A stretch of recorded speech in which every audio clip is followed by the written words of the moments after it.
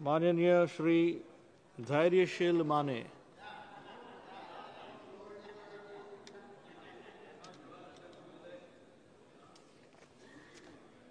Mic नहीं आया।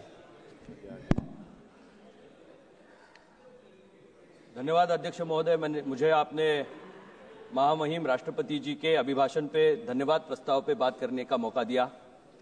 मैं अपनी पार्टी शिवसेना की ओर से माननीय राष्ट्रपति जी के धन्यवाद प्रस्ताव का स्वागत करते हुए इस देश की उपलब्धियों को गिनाना नहीं चाहता, क्योंकि प्रधानमंत्री नरेंद्र जी मोदी साहब के कुशल नेतृत्व में पिछले 10 साल में रिकॉर्ड तोड़ काम इस देश ने देखे और इसीलिए उन नीतियों का आज ये ब्यौरा है कि दूसरी बार तीसरी बार देश की आम जनता ने प्रधानमंत्री जी के नेतृत्व में और इस देश में बनाई हुई पिछले 15 साल की नीतियों में विश्वास रखते हुए हमें फिर आपके सामने काम करने का मौका दिया।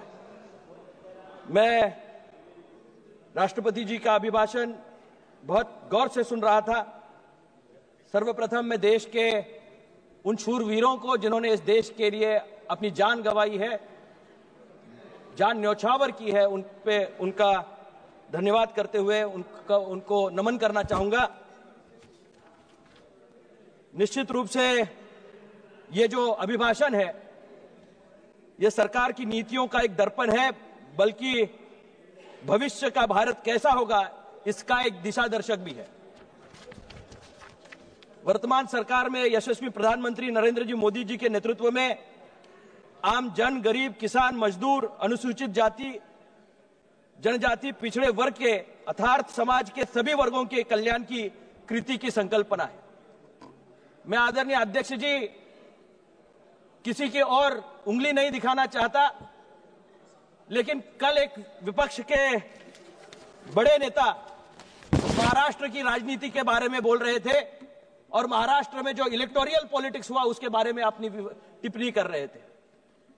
आज तक के इतिहास में सबसे ज्यादा यशस्वी प्रधानमंत्री कोई होगा तो निश्चित रूप से प्रधानमंत्री नरेंद्र जी मोदी इस देश के सबसे कामयाब प्रधानमंत्रियों में गिने जाएंगे और एक रिकॉर्ड विपक्ष के नेता के नाम पे भी ये दर्ज किया जाएगा। आज तक के इतिहास में 89 चुनाव किसी के नेतृत्व में हारे होंगे तो इनके नेतृत्व में हारे और इससे पहले किसी के नेतृत्व में नहीं हारे। बहुत ही जल्द सेंचुरी हो जाएगी और इसका सेलिब्रेशन शायद ये देश में नहीं करेंगे, विदेश में करेंगे, क्योंकि देश से इनको कोई लगाव नहीं है, जुड़ाव नहीं है। ये हमेशा कल के बारे में, कल वो कह रहे थे मेक इन इंडिया और मेड इन इंडिया के बारे में उनको कंफ्यूजन है। उनको होना स्वाभाविक है। वो मेड इन इंडिया है, असेंबल्ड इन इंडिया है, उसके बारे में उनको जानकारी ज्यादा है। निश्चित रूप से मैं कहना चाहूंगा इस देश की धरोहर को जो जानता है, इस मिट्टी से जुड़ा हुआ है, वो निश्चित रूप से मेक इन इंडिया क्या है वो जानता है। मेड इन इंडिया इस भारत का लौह पुरुष था और निश्चित रूप से वो आगे लेके जाने का काम आज नरेंद्र जी मोदी साहब यहां कर रहे हैं। भारत की राजनीति को एक नई ऊंचाई पे इस देश के नवयुवक को आगे ले जाने का काम नरेंद्र जी मोदी साहब के नेतृत्व में चल रहा है। लेकिन सिर्फ टिप्पणियां करना, उनको कटाक्ष देना और हमेशा विपक्ष की एक भूमिका रही है कि हमेशा कोसते रहना, निश्चित रूप से आने वाले समय में जो नीतियां बन रही है देश के उन्नति के लिए है और आज देश 5वें पायदान पे अर्थव्यवस्था के माध्यम से दुनिया भर में यहां नवाजा जा रहा है। अगर ये उपलब्धियां उनको दिखाई नहीं दे रही तो निश्चित रूप से एक सिंड्रोम नया निकला है, क्राई बेबी सिंड्रोम। विपक्ष के नेता को वो क्राई बेबी सिंड्रोम हो गया है। हर एक मसले पे सिर्फ अपना रोना रोना, देश के सामने गलत मैसेज नहीं डालना, दुनिया भर के सामने भारत को नीचा दिखाना, यही उनका काम चल रहा है। और उनके पुराने शासन काल में भी इस देश को चाइना के सामने झुकने के लिए किसी ने मजबूर किया हो तो इन्हीं की नीतियों के वजह से चाइना के सामने हमें झुकना पड़ा था। लेकिन आज सीना ताने हम कह सकते हैं कि चाइना को आंखें दिखाने का काम नरेंद्र जी मोदी साहब की गवर्नमेंट एक माध्यम से, दमखम से यहां कर रही है। आज ये चुनावी माहौल नहीं है, लेकिन महाराष्ट्र की जनता ने जो चुनावी मैंडेट दिया है उस टाइम सिर्फ एक चुनाव नहीं हुआ था सर, 2 चुनाव हुए थे। महाराष्ट्र में चुनाव हो रहे थे, उसी के साथ वायनाड में भी चुनाव हो रहा था। वहां प्रियंका जी लड़ रही थी। अगर गफलत महाराष्ट्र के चुनाव में हुई है तो गफलत शायद वहां वायनाड में नहीं हुई क्या? वायनाड में आप उसका समर्थन करते हो, उसे लोकतंत्र का विजय मानते हो, और दूसरी तरफ लोकतंत्र के माध्यम से जिस महाराष्ट्र ने सबसे ज्यादा मैंडेट एकनाथ जी शिंदे के साहब के नेतृत्व में हुई सरकार को तब टाइम में दिया, आज देवेंद्र जी उसको आगे लेके जा रहे हैं, उसको कोसने का काम और नीचे दिखाने का काम ये कर रहे हैं। इनका लोकतंत्र में विश्वास नहीं है, इनको प्रजातंत्र में विश्वास नहीं है, इनको एक फैमिली की राजनीति में विश्वास है। और निश्चित रूप से मैं शिवसेना पार्टी की ओर से यह जरूर कहना चाहूंगा, आज जो नीतियां बनी है उसमें सर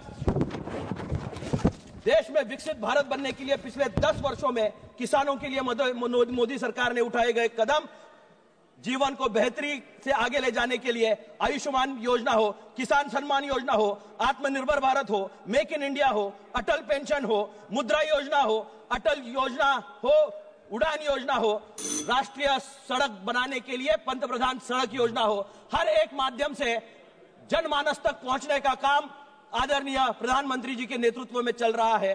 और कल भी जो आम नागरिक यहां टैक्स भुगतान करता था उसको 12 लाख तक की छूट देने का, उसको कोई टैक्स नहीं होगा। यह क्रांतिकारी निर्णय इस गवर्नमेंट ने यहां इसके माध्यम से लिया है।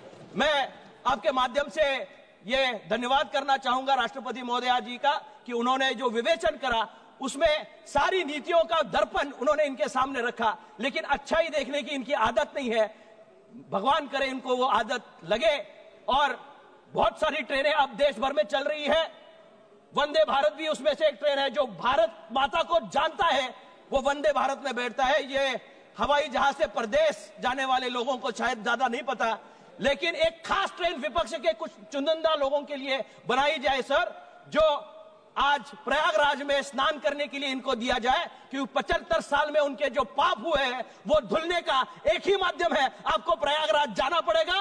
जो सनातन धर्म है उसको समझना पड़ेगा, उसके माध्यम से अरे नहाना पड़ेगा तभी पाप धुलेंगे। भारत देश की जनता से माफी मांगनी पड़ेगी इमरजेंसी के बारे में, जो कत्लेआम हुए थे उनके बारे में, और निश्चित रूप से तभी आपको शायद मोक्ष मिले। मैं इन्हीं शब्दों के साथ शिवसेना की पार्टी की ओर से इस प्रस्ताव का समर्थन करते हुए अपने बातों को विराम देता हूं। जय हिंद, जय महाराष्ट्र। धन्यवाद। माननीय श्री जयंत बासु मतारी।